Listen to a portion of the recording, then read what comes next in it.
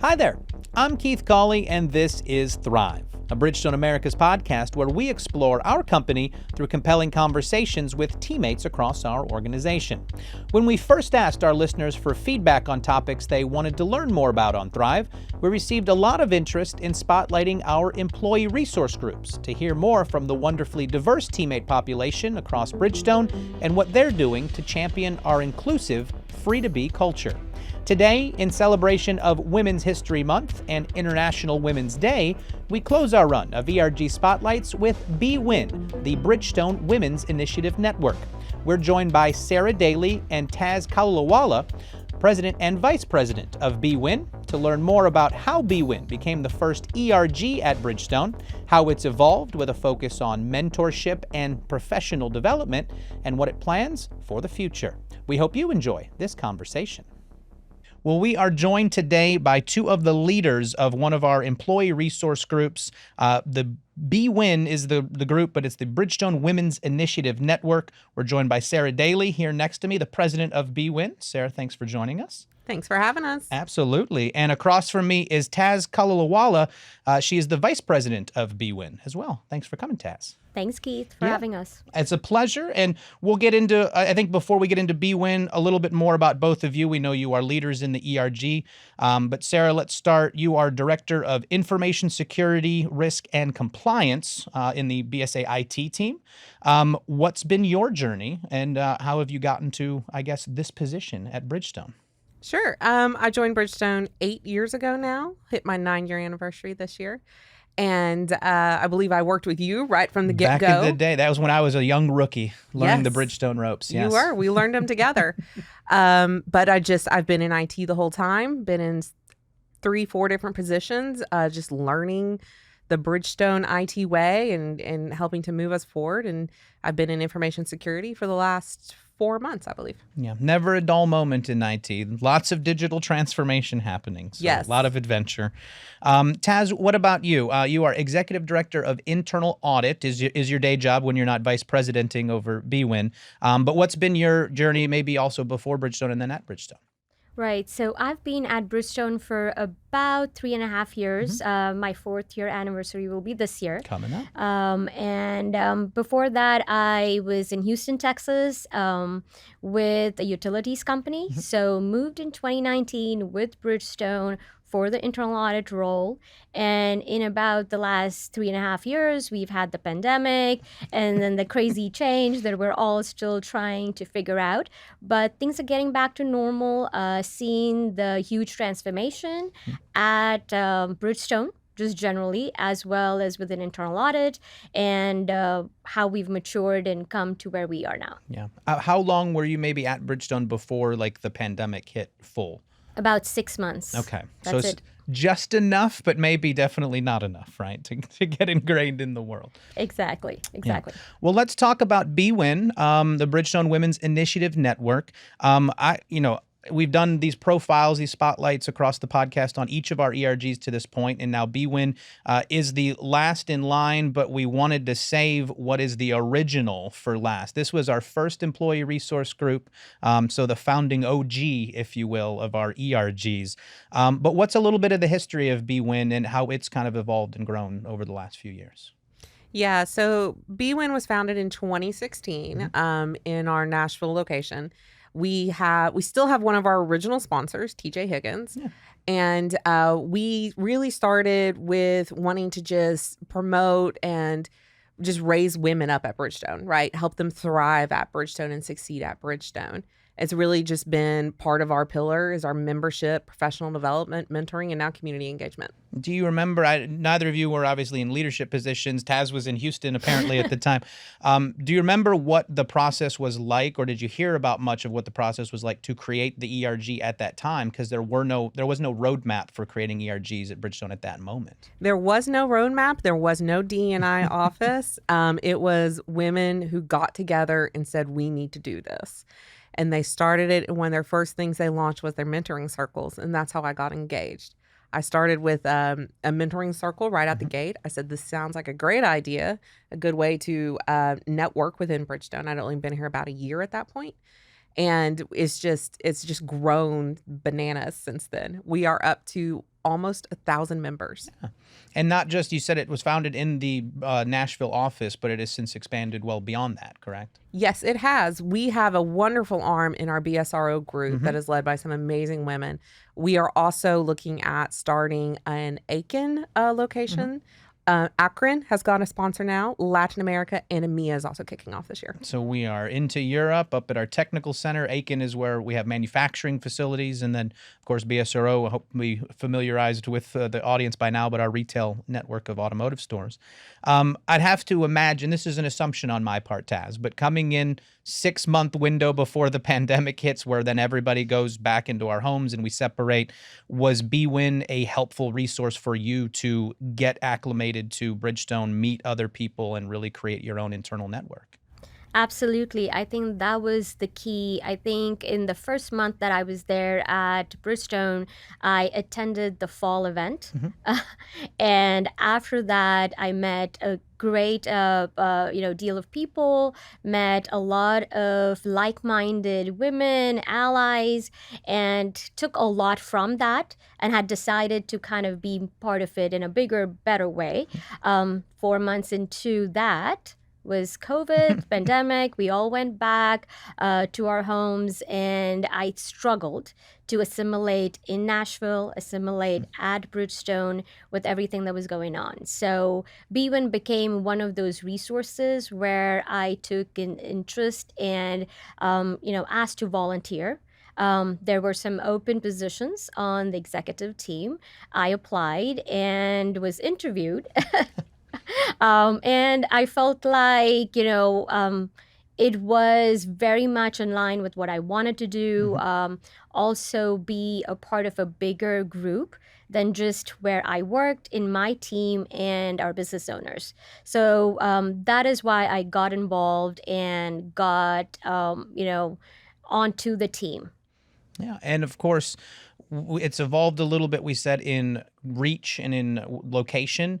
Has the, I guess, objective of it evolved over time now? We're looking at about 7 years almost that it's been around. Were the founding objectives and principles different than what they are now, or is it pretty consistent? We still have our original mission statement. It is all about making sure that women thrive and are successful at Bridgestone. Now, we have added additional pillars since we were originally established in our community engagement group. So the community engagement group, they bring in people from outside of Bridgestone, right? They bring in our community partners like Play Like a Girl, and they bring them into our events, and so that we can bring visibility to those groups and really help women outside of Bridgestone, right?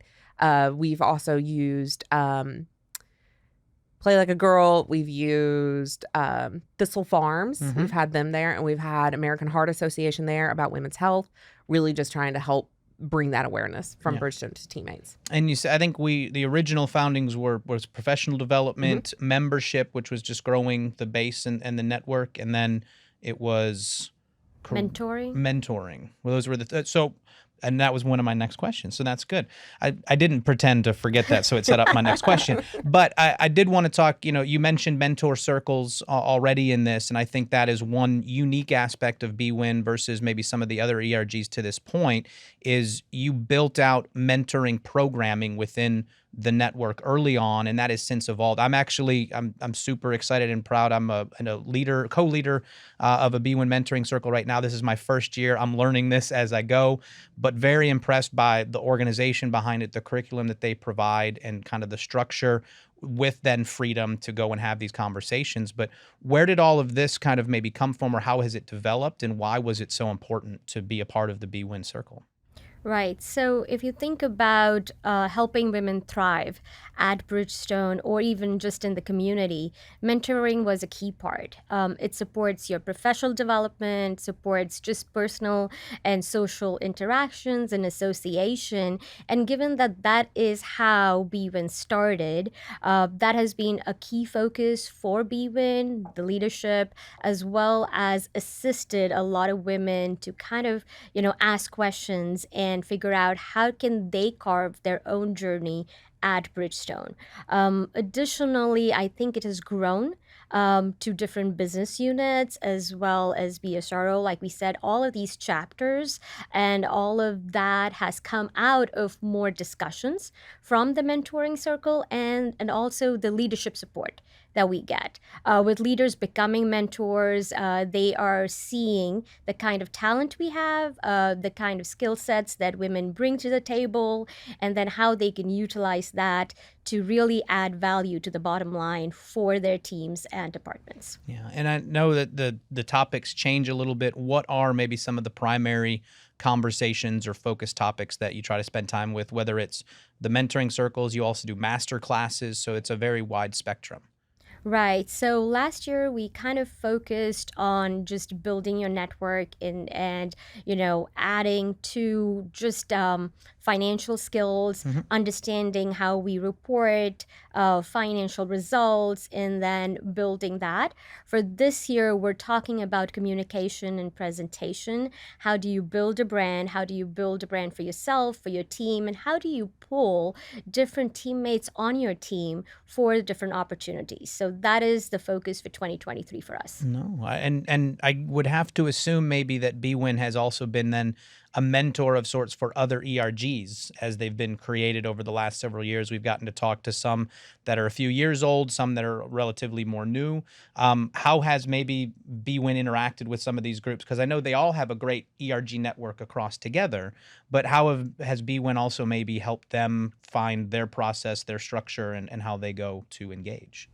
Yeah, so the DE&I office that was established a couple of years ago, led by Ebony Davis, she has done an amazing job at not recreating the wheel, right? So she has brought BWIN in and set us down several times and been like, knowledge share with the other ERGs. What was successful for you all, even to providing our templates, right? Our organizational structures, how it is that we organize as a group. And so really just kind of partnering with the other ERGs to help a lot of them kind of lift up and get going, right? Hit the ground running, and they don't have to start from scratch. And I guess that engagement and what Ebony, I think you mentioned, is brought to the table is the ERG share across the networks, right? So we do have these focused groups that engage their membership, but a lot of people are members of multiple groups, and they are always interacting and really celebrating and championing each other. I guess for BWIN, when it was only BWIN at the time, but now you have a community of resource groups, that has to mean a lot to also amplifying your own message, I'd have to imagine. People that want to get involved and want to get engaged, you can be a member or an ally of all the ERG groups. None of them exclude people. You can be a member of BWIN and be a man. Totally acceptable. We need our allies along on this journey with us. If you're wanting to volunteer and get more involved, right? Get involved with the community or committee or event planning, or even get on the executive committee, just raise your hand. We will take on all the volunteers we can possibly get. I do say, like, find what you're passionate about. If you're passionate about bringing women up at Bridgestone, focus on that. If you're passionate about Be Unidos, focus on that. But go ahead and join all the ERGs. They're all a lot of fun, and they all bring their own flavor. Yeah, it's a way to learn about other cultures, your teammates, their backgrounds, their interests and passions. It's been a wonderful kind of journey of opening up the interaction at Bridgestone, I think, over the last 7 years. Sarah mentioned a couple of the external, maybe community partners that you worked with. How do you go about, I guess, Taz, kind of connecting with groups to bring in and engage with, or to support outward from Bridgestone when it comes to BWIN? Right. So I think a lot of focus is, where our objectives align with other organizations, generally nonprofit organizations, right? So one of the key partnerships that BWIN has is with AWIN, which is Advancing Women in Nashville. Just because BWIN started in Nashville, we were looking at other organizations across the city to partner with and get a support network for the women at Bridgestone outside of Bridgestone. So Advancing Women in Nashville is a nonprofit with the mission of making Nashville the it city for women. And I think that very much aligns with what BWIN is trying to do at Bridgestone. Another thing we do is, along with creating that support structure or toolkit for women, we are also trying to figure out where can we help in the community community that we are, which is where we go out to see, okay, what organizations are serving the community we are in. Same for Latin America, same for Akron, as well as Nashville. And that's how we bring community partners in. And then last but not the least, the Play Like the Girl partnership that we have. We have realized as we've gone through this journey that we want to start young. When girls are in school, that's when we want to get in there and help them build their self-esteem and some skill sets to get to the next level. So that partnership has been great for us, as well as that organization, and we have donated $100,000.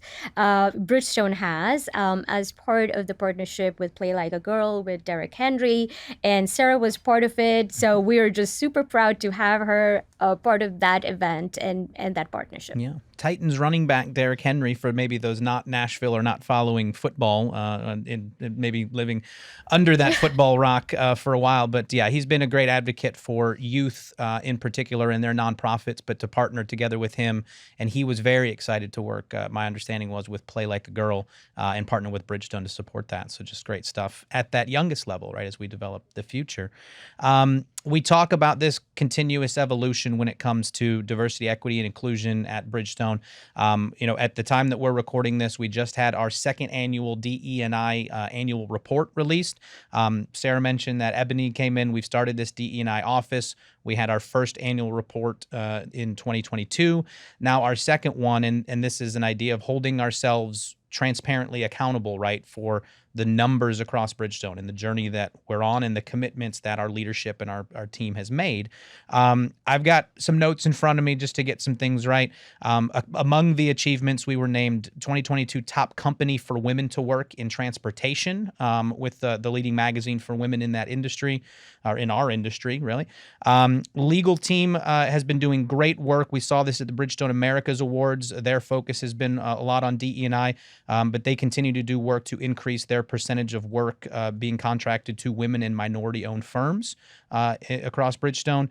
82% of teammates said they feel like they are free to be themselves at Bridgestone, according to our latest employee engagement survey, which I think is fantastic because that's been the push, right? I mean, free to be has been that message to be ourselves. The ERGs, including BWIN, help lead that. And then a last note is a 2% plus increase in underrepresented groups, including women taking leadership and management roles across Bridgestone Americas.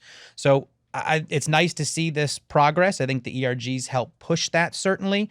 But I think at that same time, we all know that there's no real finish line on this journey. It's a continued evolution. So as you know, Sarah, you've been here for now 7-8 years now. Taz, maybe a few years. But from the different perspectives, what do you see about that journey? Maybe hearing those numbers and what's great, but also where do we still have work to do when you look at it from your lenses? Looking at it from the information technology lens, right, the STEM lens, we have made progress. We have moved the needle. However, we are still behind. So although we can celebrate this success, that we have increased our numbers and that we have 2% more diversity in the organization, we can't lose our momentum, right? And when I hear that 82% of the women or 82% of the people at Bridgestone feel like they can be free to be, that is crazy empowering to work at a company where 82% of the people feel like they can bring their authentic self to the office or to their remote office, right? And if we can continue to move that needle and bring more of those people in, it's amazing what we as a company can accomplish with our people being our foundation. What about from your seat, Taz? So being a risk management professional, I'm going to just take a different look. Sure. And I'm going to look at what we still have remaining, right? So let's take the 82% of our teammates. There is still a small portion of our teammates that feel like there is more to do for them to be able to, go ahead and be their authentic self. So I think we just need to keep in perspective what work is still outstanding and how do we get there. The other piece that has been great to celebrate is the 2% in leadership roles.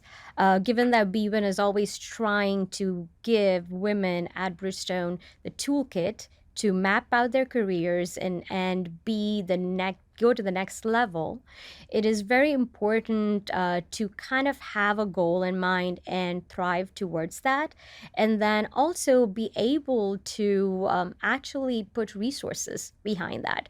So I love the leadership, expectation all across Bridgestone, but also the fact that what kind of programs do we have, who has access to those programs, and how do we make it more accessible for everyone? Yeah. Well, speaking of programs, we've got on the calendar, March is a big month for BWIN. It is Women's History Month across the country here in the U.S. It is also International Women's Day within that month that's celebrated across borders everywhere. What are we doing right now in celebration of, I guess, those calendar dates, or what programs are also coming up that people can get involved with?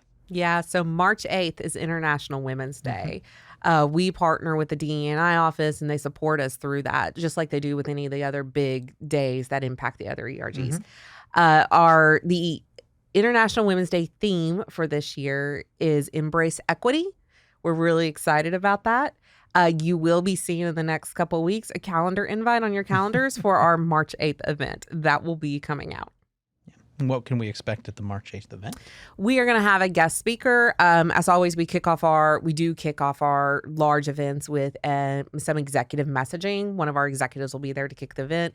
We will then have a community partner there to talk about how women are thriving out in the community and what we can do to help.